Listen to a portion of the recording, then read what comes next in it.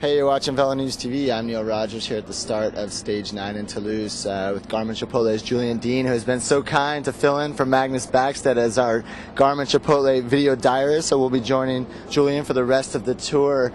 Julian, just to catch people up to speed, take us, briefly through your tour up to this point. How's it been?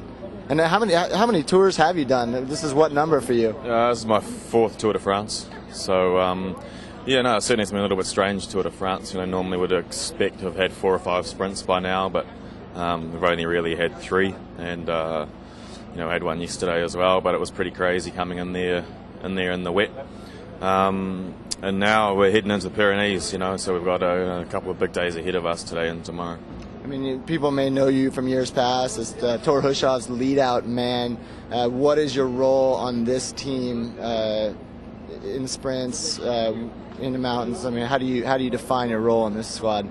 It's been for me to try and do my own sprints and get my own results. So that's what I've been aiming for. But things I haven't really felt like I've been on top of things so much. It's been a bit of a struggle. I haven't.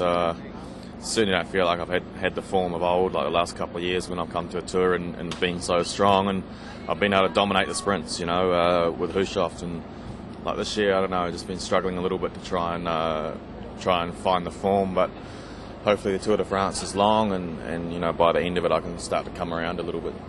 Well, today we've got the Peresord and the Aspen.